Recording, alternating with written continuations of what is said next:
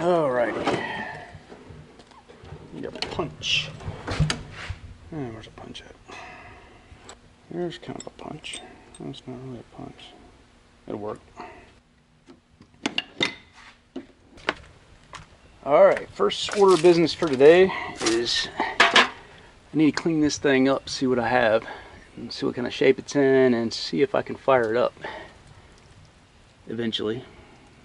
I'm not very close to doing that right now, but biggest thing right now is to clean it up and see what kind of shape it's in. I noticed my linkage is all torn up here, and the power steering pump and vacuum pump is gone off there, which I don't really need anyway. So what I'm going to do is take this piece of steel and create a cover for it like that.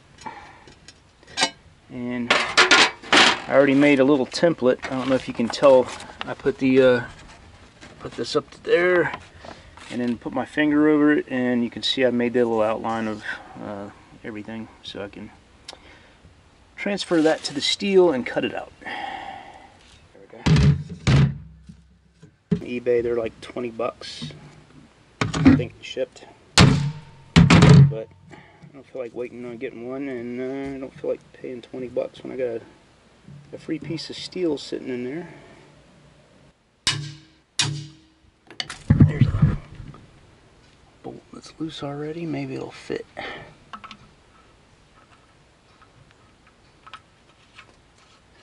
I got lucky. Look at that.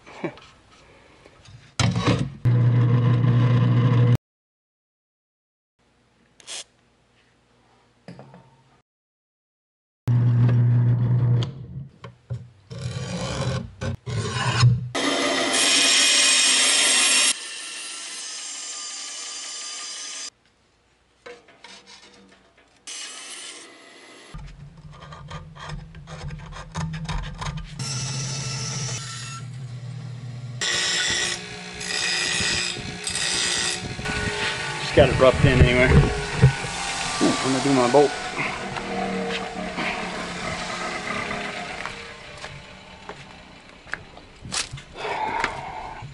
Just trying to get it enough where I can seal it up so I don't get water in there. So that's the whole purpose. I'll make it look pretty later. Yeah, that's gonna work.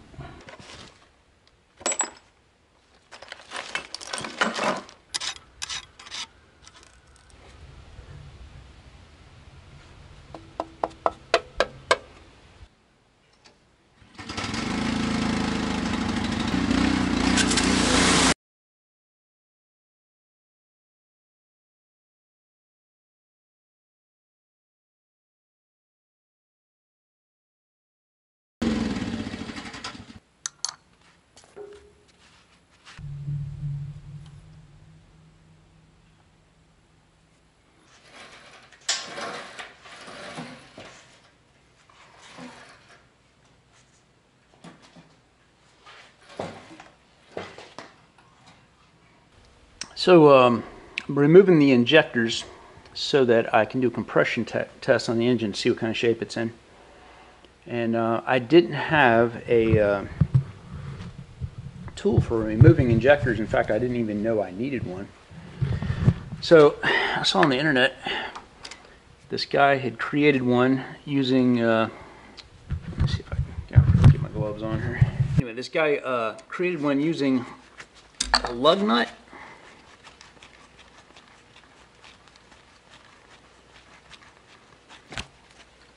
Just a regular lug nut and a piece of tube. I think that's like a 1-inch tube that I've got right here. It's actually a piece of chromoly from my hot rod, and I just cut it so that it would fit. Pop this down in here like this. Screw the lug nut. I'm not sure if that lug nut is a metric size or not, but I think it's 12 by 1.5 or something. I don't know. I don't know if that's exactly what I just read on it, but I tried the lug nut on there and it seems to work pretty well, fit right on it. And then you just start wrenching it, and it just slowly pulls the injector out of the hole. Better than paying $45 for the tool that does this, the OTC. I think there's some cheaper ones out there, like $17, but it's basically the same thing I just made. So.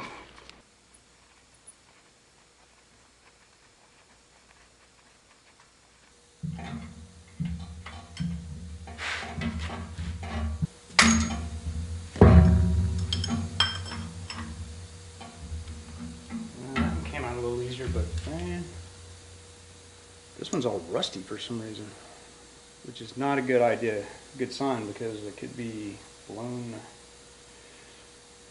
gasket or something, or it could be rust in the cylinder. So that one is a little suspect there. Make sure I keep up with what hole that came out of. Well, looks like I may have some bad news. I don't know exactly what's wrong with it, but it's probably not good, because rotate it all the way around.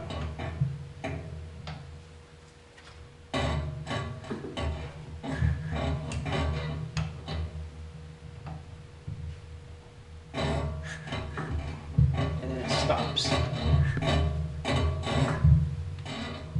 No idea. Could be in the gears. Could be rod come loose. I'm not quite sure, but looks like she's going to have to come apart. Well, there's a reason I got it so cheap, and I guess that's it right there. I won't know until I get inside it. That sucks. Gonna have to drop the pan and pull the timing cover off next. I guess that's the next steps. Alright guys, monkeying around with this engine. I realized rotate it around 360 degrees and it stops in one spot, and then I rotate it back around 360 degrees and it stops in another spot. And it doesn't always do that. And I took all of the valve covers off to see if there was a hang up in a valve or something like that. Never did locate anything. So now I'm suspecting we got gear trouble in here. Could be the killer dowel pin. There's a dowel pin that pops out and then falls into the gears and locks everything up, and it messes it all up. So I'm thinking that might be what the problem is. So I'm in the process of removing this cover, and I'm going to videotape. I'm going to record where I pull these screws out, because some of them are short and some of them are long. And I'm going to make sure I make a video so I know which ones go where. Alright.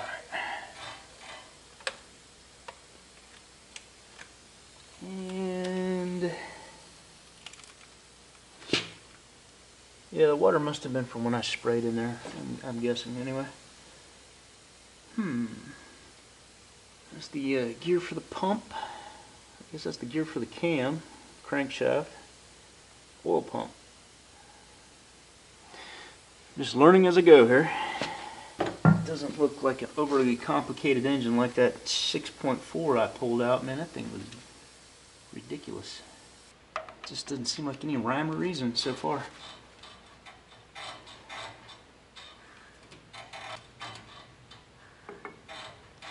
Something making a weird noise.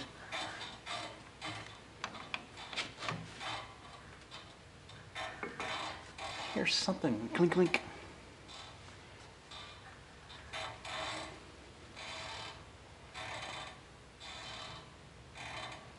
I bet you that water came in behind that plate that I made. I don't have any sealant in it.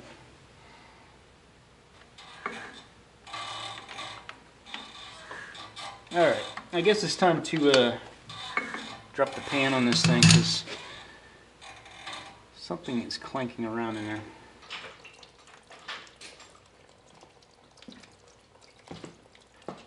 Compression kit I got did not have the right fitting for this, but I found one that did have the right threads on it, and I had to modify it a little bit to fit, and I think it's going to do the job. I had to get my my trusty drill and a file and file down the edge right there. But other than that, it seems to fit okay. And it, probably have to put a little Teflon tape around it or something just to seal it up real good. But I think it'll give me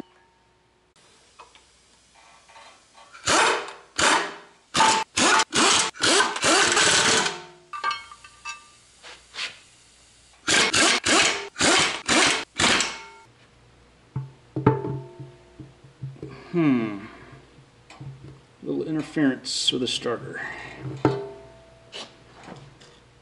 Starter's cheaper than the block, so I'm going to clearance the starter.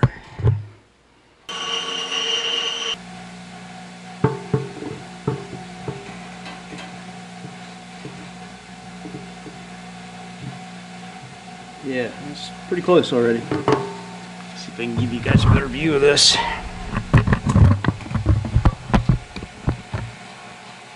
Had to notch the side of the starter.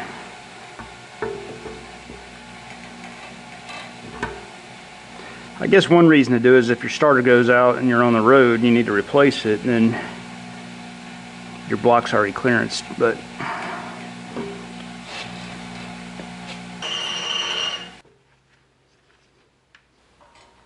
there we go.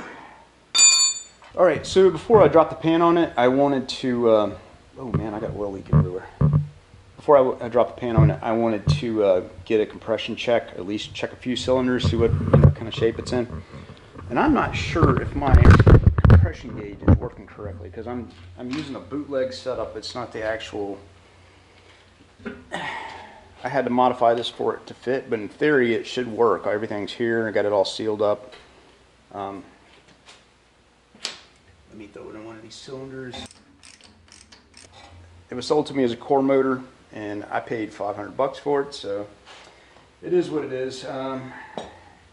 And I can't, in good conscience, just get it running and stick it in the truck out there, because knowing I'd probably have to yank it back out if something was messed up in it.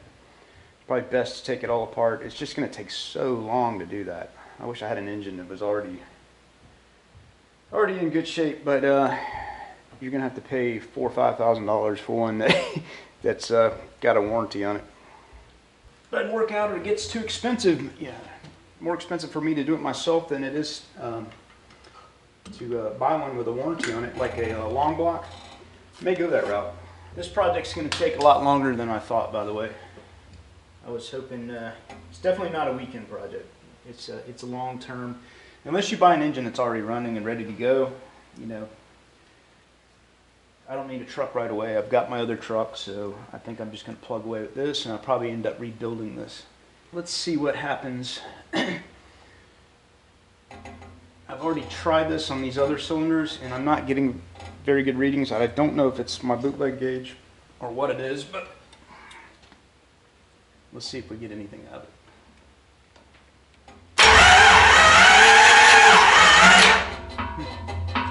I saw smoke puffing out of there.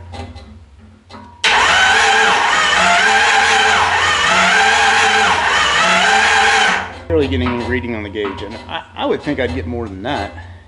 Like, I'm not even getting 20 psi in there. I mean, something's going in there, but this may be my bootleg setup here. But I'm gonna have to cut this video short too. This thing can go on forever, so I gotta have a stopping point, and this is probably gonna be several in a series on me evaluating this engine and then turning it around, getting it in shape to be used in the project. Unless I find a good deal on another one, or I find a long block assembly that it's got a warranty on it, and then I can take all the other stuff off here. But we'll see. Either way, I feel like I get a great deal on this thing, no matter what kind of condition it's in. If, you know, half of it's trashed, the block's not usable or something. I mean, just this pump on it is worth what I paid for the whole thing. And it's got the covers, gears, all this stuff. Every little piece on this thing is, you know, is worth like 25, 50 bucks. So I got something to start with anyway. And if I have to buy, I could probably go buy a running one for about 2,000, I think. You know, I don't know what kind of shape it's in, but if I want to get moving on the project really quick, that'd be something to do. And knowing I may have to, you know, pull it out again later, I may do that. I don't know. Give me your thoughts and comment in the comments down below, and let me know what you think about this project and where it's heading. The main reason for doing this and using this engine is I want something that is dead set reliable, easy to work on, and this thing's like built like a tank. It's an industrial motor just about, and you can parts will be harder to find for this versus, you know, a regular Ford, but I think if I break down on the road or something like that, this is going to be a lot easier to fix. Let me know your thoughts and your ideas on this, and what you think I should do with this and what direction I should take, whether I should I know if I go get machine work done and I buy a rebuild kit, I mean, just for the lower block, not to mention the top end, it's probably $1,000 in machine work and probably $1,000 in parts for sure. So that's adding another $2,000 to it, but then I'll have a, you know, pretty good motor for probably $2,500 or so.